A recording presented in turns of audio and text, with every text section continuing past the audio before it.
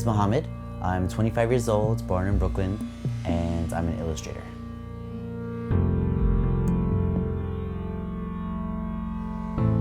A lot of my artwork is about intimacy. So even if it's something simple like this guy over here, this is like a real scene that's from like my real life, but not me always.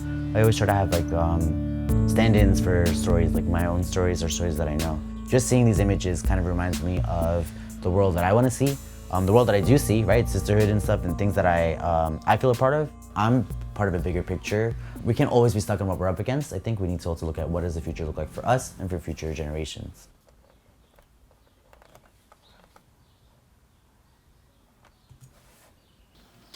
So my family is Muslim.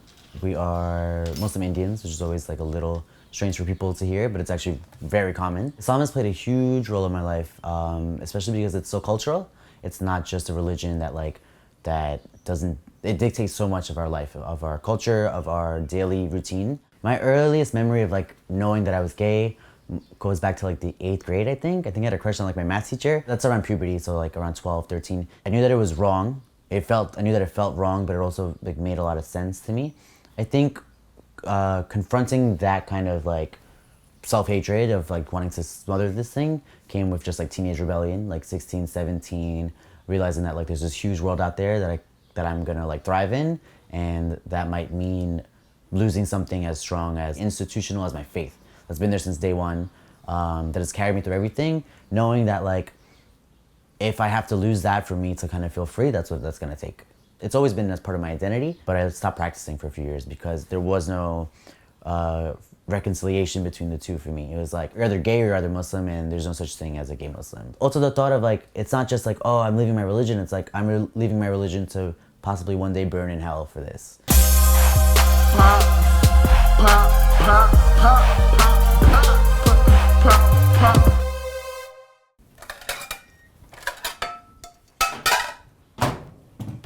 What is it, biryani? Yes. You made it on Sunday? Yes. Oh.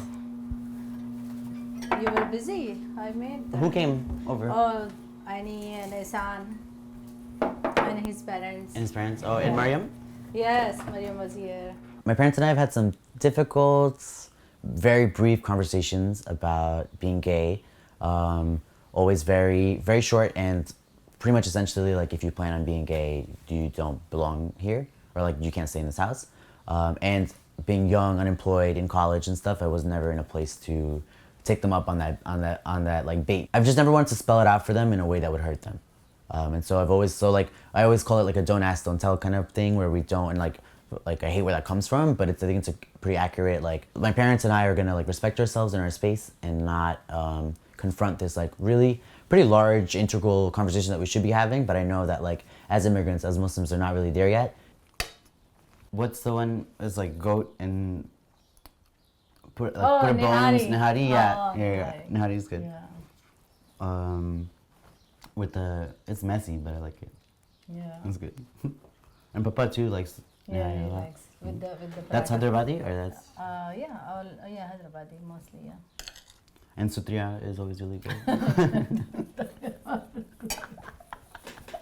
It's so funny because I know it's all about love. I know that like all they do is love me, and it's like, and they want the best for me. And so for Muslim immigrants who are coming to this country that's so different, like literally the opposite of a lot of their ideals back home, I had to learn to honor that and respect that, and to know that like the West is not this great liberal like genius thing. There's actually a lot of truth and beauty in what my parents came up in. End of the day, like they don't want me to go to hell and burn.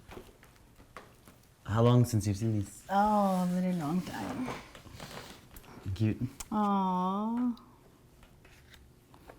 When is that, 2000? 2000, I think. Yeah. Yeah, you were 10 years old. Oh, when I was coming to America, first time. First time? Yes. This is leaving India? Yes. The last day of in India, Shadabaji, Pardanabaji. Oh, and still your best friends? You still call them? Yeah, I always talk to These them. are real glasses? Prescription? Yeah. Yes. My friends come over all the time. For a long time they didn't. I was always so scared, like, oh, my mom's gonna see that these guys are gay or these guys are queer. Like, what is that gonna look like? Or I'm not ready to have that conversation.